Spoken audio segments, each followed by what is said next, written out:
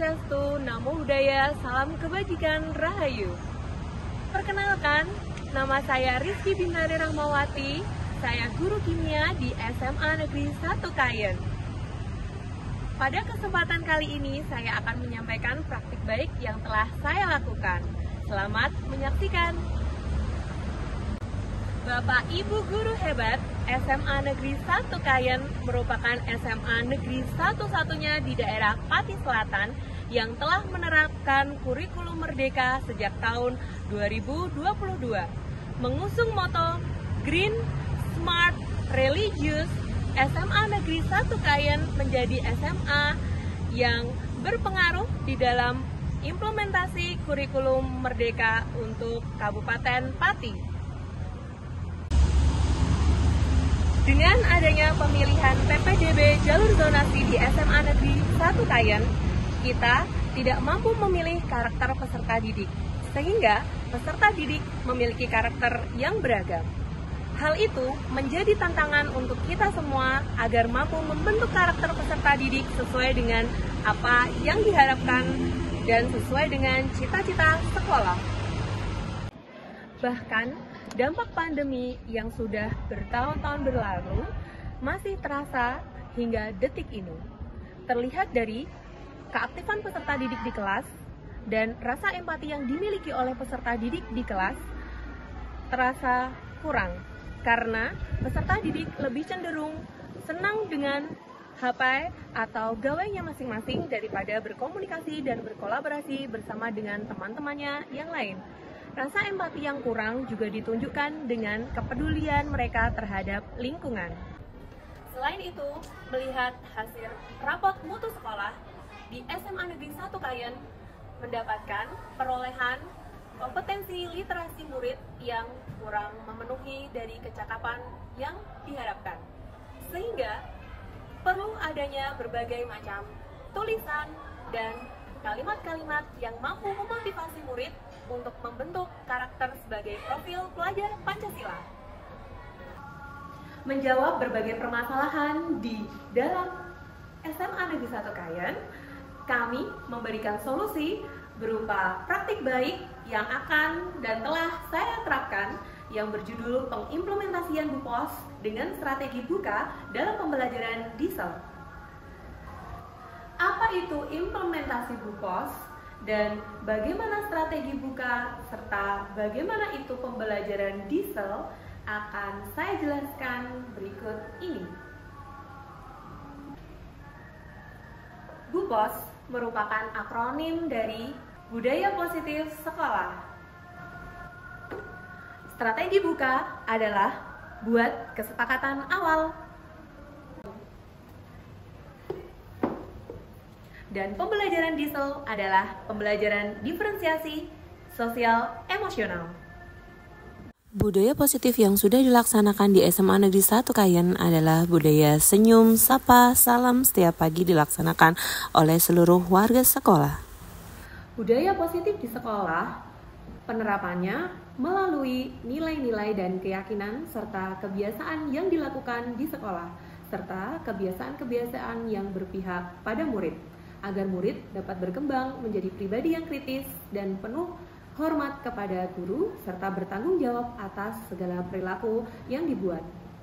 Budaya positif ini memegang peranan sentral dan utama untuk mengembangkan karakter profil pelajar Pancasila di sekolah. Untuk tahap-tahapan integrasi dari BUPOS atau budaya positif di sekolah, yang pertama kita lakukan adalah melakukan sosialisasi kepada seluruh peserta didik, guru, karyawan, serta beberapa tokoh masyarakat di lingkungan sekolah. Bersama Bapak Kepala Sekolah SMA Negeri 1 Kayen, kami melaksanakan diseminasi konsep dan implementasi budaya positif di sekolah yang bertujuan untuk memiliki kesepemahaman dan kesepakatan bersama antara guru dan seluruh tokoh yang terlibat langsung di dalam proses implementasi budaya positif di sekolah. Sosialisasi budaya positif ini menyampaikan terkait perubahan paradigma belajar, disiplin positif di sekolah, teori motivasi, hukuman, penghargaan, dan restitusi, kebutuhan dasar manusia, 5 posisi kontrol guru, keyakinan kelas, dan segitiga restitusi, di mana penerapan budaya positif ini terintegrasi di dalam proses atau program intrakurikuler sekolah. Dengan adanya kegiatan diseminasi ini, maka seluruh guru dan seluruh tokoh yang terlibat langsung di dalam penerapan disiplin positif di sekolah mampu menerapkan dan menjadi contoh yang baik untuk murid sehingga membuat kebiasaan-kebiasaan positif di sekolah. Sehingga tidak sulit bagi murid untuk melakukan disiplin positif di sekolah. Berikut adalah hasil refleksi yang telah dibuat oleh Bapak Ibu Guru setelah melaksanakan diseminasi. Dengan adanya sosialisasi disiplin positif, maka seluruh warga sekolah memahami betul bagaimana penerapan disiplin positif itu di sekolah. Disiplin positif tidak hanya dengan melakukan kegiatan senyum, sapa, salam, namun disiplin positif juga dapat diterapkan di dalam kegiatan intrakurikuler sekolah, masuk di dalam pembelajaran dan terintegrasi di dalam setiap mata pembelajaran, menjadi pembelajaran yang menyenangkan bagi murid. Tahapan implementasi yang kedua adalah pelaksanaan budaya positif yang terintegrasi dan dipahami oleh seluruh warga sekolah. Tahap implementasi yang ketiga adalah integrasi BUPOS pada proses intrakurikuler. Guru sebagai suri tauladan bagi murid mengaplikasikan budaya positif di dalam proses pembelajaran melalui pembelajaran diferensiasi sosial emosional. Pembelajaran ini diharapkan mampu meningkatkan rasa empati pada murid dan menguatkan profil pelajar Pancasila yang dimiliki oleh murid. Pada tahap keempat, sekolah melakukan sosialisasi terkait konsekuensi dan kesepakatan peserta didik, di mana konsekuensi dan kesepakatan peserta didik ini merupakan kesepakatan yang dibuat antara murid dengan pihak sekolah agar menjadi kesepakatan yang dapat digunakan sebagai pedoman atau tata tertib sekolah sehingga murid-murid dan guru mampu melaksanakan budaya positif sesuai dengan harapan, visi, dan misi sekolah. Tahap selanjutnya adalah tahap strategi buka. Buka merupakan kesepakatan awal, di mana kesepakatan awal ini merupakan kesepakatan antara murid dengan guru selama pembelajaran di kelas. Kesepakatan bersama ini memungkinkan murid dan guru mencapai tujuan bersama, mengelola konflik, dan mengatasi berbagai permasalahan. Hasil dari kesepakatan bersama ini kemudian ditulis dan ditandatangani oleh seluruh siswa di kelas dan menjadi sebuah referensi poster yang dapat mengembangkan proses literasi di dalam kelas, sehingga mampu meningkatkan poin literasi yang dimiliki oleh murid. Masuk di tahap terakhir, yaitu implementasi pembelajaran DISEL. Pembelajaran DISEL ini merupakan kolaborasi antara pembelajaran diferensiasi dan sosial emosional. Pembelajaran diferensiasi dipilih karena mempertimbangkan kebutuhan dan kemampuan yang berbeda-beda pada setiap murid. Pembelajaran diferensiasi yang kita kembangkan di sini merupakan pembelajaran diferensiasi berbasis proses dan pembelajaran berdiferensiasi berbasis konten.